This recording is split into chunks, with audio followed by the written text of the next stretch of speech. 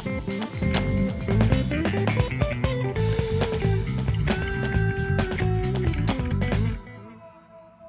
Brasil em Debate está de volta, com os deputados Assis Carvalho, do PT do Piauí, e Plínio Valério, do PSDB do Amazonas. Nós estamos conversando sobre os recursos hídricos do Brasil.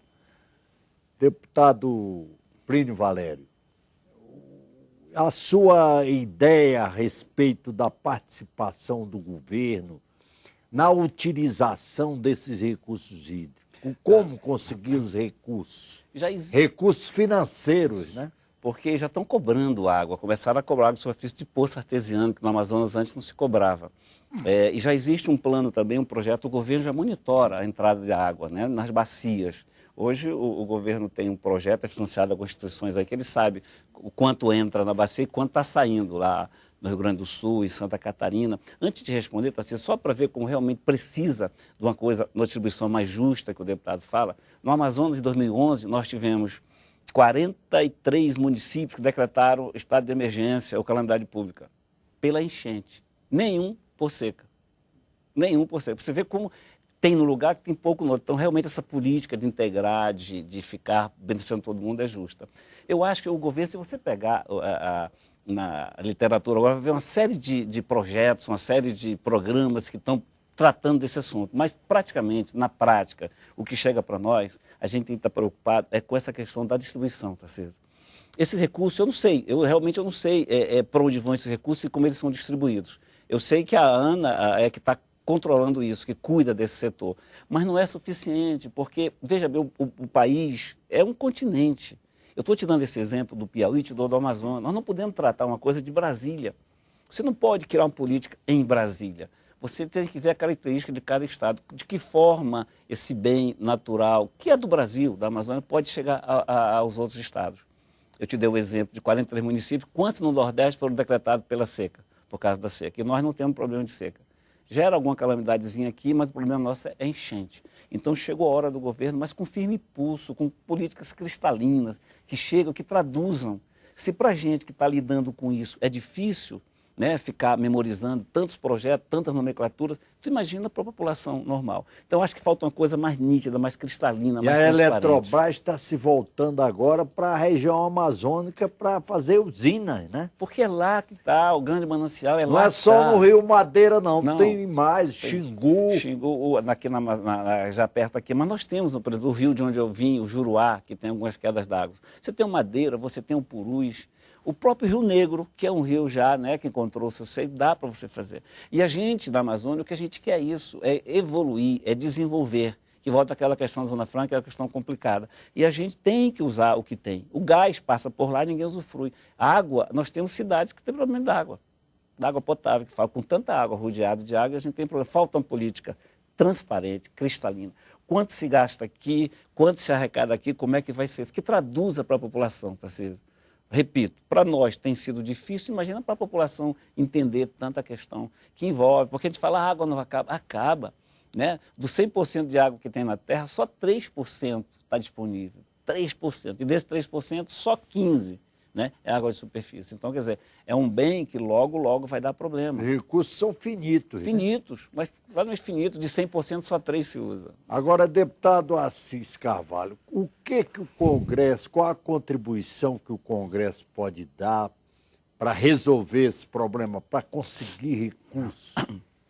Pois é, veja só, aqui é a casa do debate. Aqui o Congresso é onde a gente pode fazer esse diálogo, fazer esse convencimento, e muitas vezes há uma certa incompreensão. Aqui mesmo nós temos, às vezes, alguns parlamentares do Nordeste que acham que você pega água do São Francisco para levar para um outro estado, isso é ruim para aquele estado que, segundo ele, estaria cedendo, o que é um absurdo.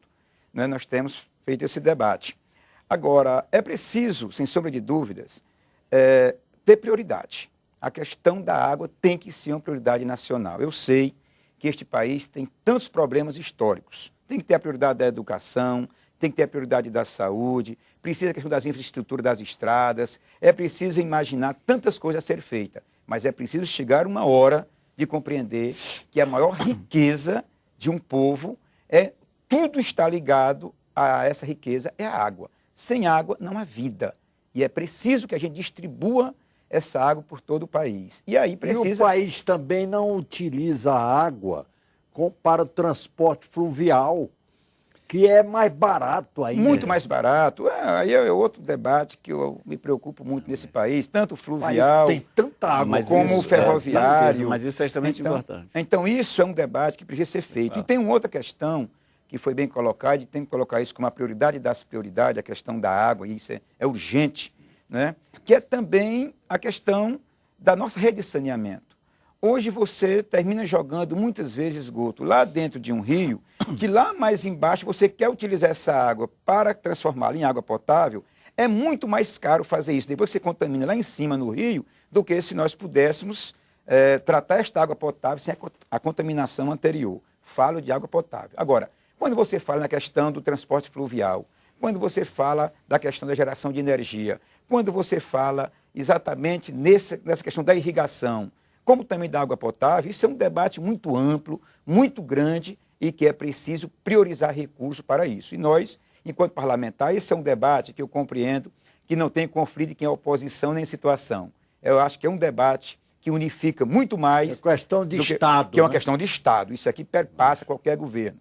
E penso que precisa se puxar esse assunto como a prioridade das prioridades para que a gente possa estabelecer uma política bem definida nesse nosso país. Mas, Tarcísio, você tocou nesse ponto, é extremamente importante. Você vê a riqueza do tema, né? A gente falando do transporte fluvial. Lá na Amazônia, lá em Manaus, a gente não utiliza. O Gabeira me parece que andou pregando isso no Rio de Janeiro, balsas ali na Bahia, da Guanabara, para Niterói. O Pará já começou a fazer isso na orla. Eu acho que o transporte fluvial urbano é de extremamente importância. São estradas naturais, já prontas, feitas. O custo é só, né, é só de você criar as coisas, mas a via já está aí. A gente não discute isso. Essa questão tem que aproveitar, deputado, para a gente colocar também, porque a gente fala muito, né, água potável para tomar irrigação, mas os rios como caminho, como estradas naturais, eles têm que ser aproveitados. Eu acho que o tema é muito rico e a gente tem que aproveitar também para incluir nesse debate o tema, as linhas fluviais urbanas na grande cidade. Até que mobilidade urbana hoje é um grande sofrimento do nosso país. Exatamente. Né? E nós temos as vias fluviais, que são as estradas naturais, e ninguém aproveita. E aí o transporte fluvial? O transporte fluvial é importantíssimo. O custo barato. O Brasil não investiu nada nisso. Então, por quê? Então a gente tem que aproveitar, tá, esse momento que se discute, eu repito.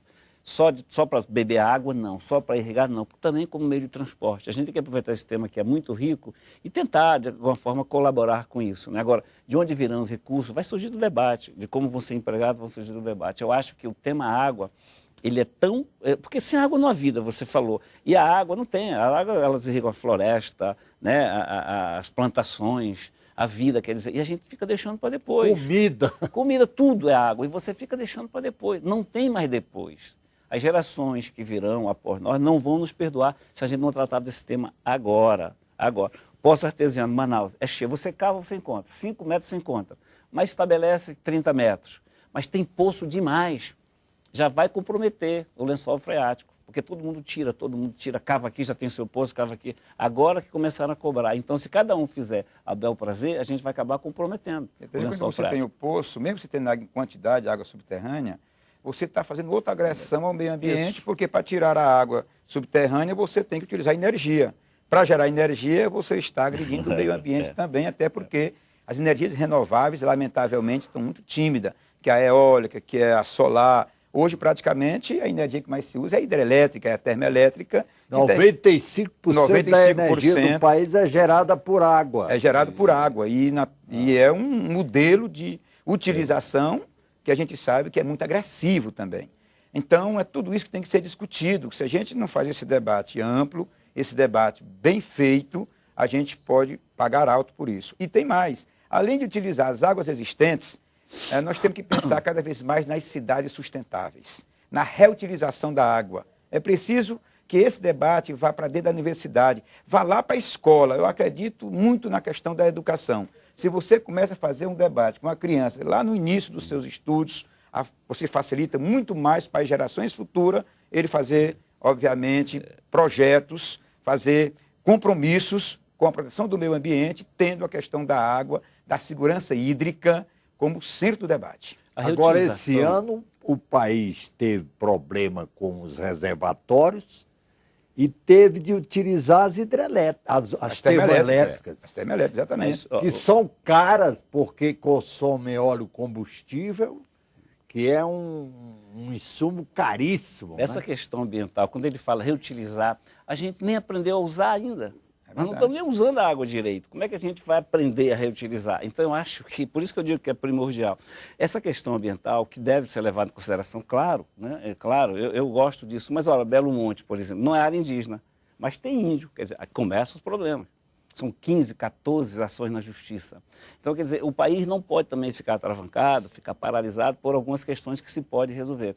A questão ambiental tem que ser levada em consideração, fundamental, mas não pode ser tanto quanto se quer hoje em dia, né? A gente tem que crescer, você tem que viver, né? Então, onde não é área indígena, não deveria ser tantos problemas.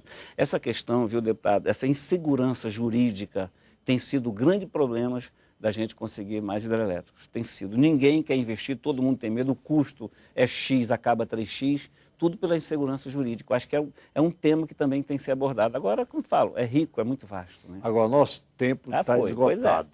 Eu queria Você vê aqui como o tempo é agradecer bom. a presença do deputado Assis Carvalho, do PT do Piauí, e Plínio Valério, do PSDB do Amazonas.